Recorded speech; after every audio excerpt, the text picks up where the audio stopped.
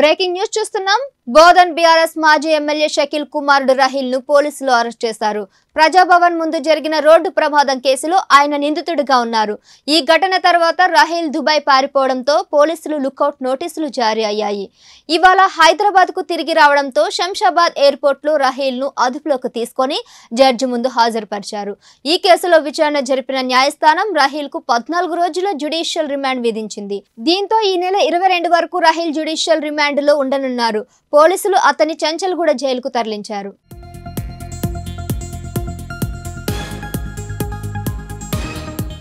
కాగా ప్రజాభవన్ దగ్గర బారికేడ్లను గుద్ది యాక్సిడెంట్ కు పాల్పడిన రాహిల్ ను తప్పించేందుకు తన బదులు ఎమ్మెల్యే షకీల్ ఇంట్లో పనిచేసే మరొకరి కారు నడిపినట్లు సీన్ క్రియేట్ చేశారు. కానీ సీసీటీవీ ఫుటేజ్ ద్వారా అసలు నిందితుడు రాహిల్ గా గుర్తించిన పోలీసులు అతనిపై కేసు నమోదు చేశారు.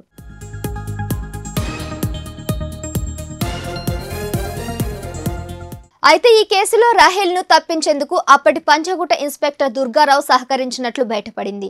ఆయన వద్ద స్వాధీనం చేసుకున్న సెల్ ఫోన్ లో లభించిన కాల్ డేటా ఆధారంగా షకీల్, నిజామాబాద్ ఇన్స్పెక్టర్ ప్రేమ్ కుమార్ మరో ఇద్దరితో మాట్లాడినట్లు ఆధారాలు లభించాయి. దీంతో కేసును తారుమారు చేసేందుకు సిఐలు దుర్గారావు, ప్రేమ్ కుమార్ జోక్యం చేసుకున్నారని గుర్తించారు. వారిద్దరిని సస్పెండ్ చేయడంతో పాటు అరెస్ట్ చేసి విచారించారు. మొత్తంగా ఈ కేసులో 8 మంది అనుమానితులను అరెస్ట్ చేశారు.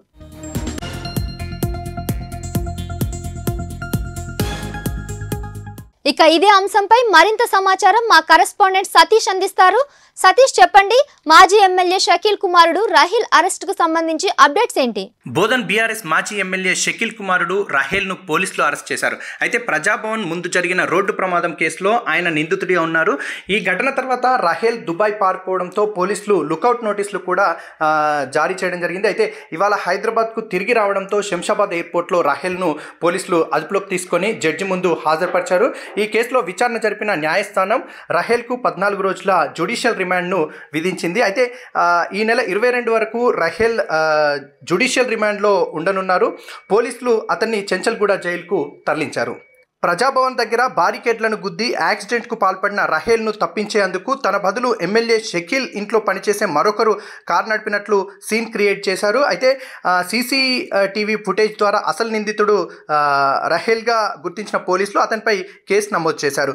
ఇంకా ఈ కేసులో రాహిల్ను తప్పించేందుకు అప్పటి పంజాగుట్ట ఇన్స్పెక్టర్ దుర్గారావు సహకరించినట్లుగా కూడా దానికి సంబంధించినటువంటి ఆధారాలు బయటపడ్డాయి. అయితే ఆయన వద్ద స్వాధీనం చేసుకున్న సెల్ ఫోన్లలో లభించిన కాల్ డేటా ఆధారంగా షకీల్, నిజామాబాద్ ఇన్స్పెక్టర్ ప్రేమ్ కుమార్ మరో ఇద్దరితో మాట్లాడినట్లు ఆధారాలు కూడా లభించాయి. ఇక దీంతో కేసును తారుమారు చేసేందుకు సిఐలు దుర్గారావు, ప్రేమ్ కుమార్ జోక్యం చేసుకున్నారని చెప్పి గుర్తించడం జరిగింది. ఇక వారిద్దరిని కూడా అప్పుడు సస్పెండ్ చేయడంతో పాటు అరెస్ట్ చేసి విచారణ కూడా చేశారు. ఇక మొత్తంగా ఈ కేసులో 8 మంది అనుమానితులను అరెస్ట్ చేశారు.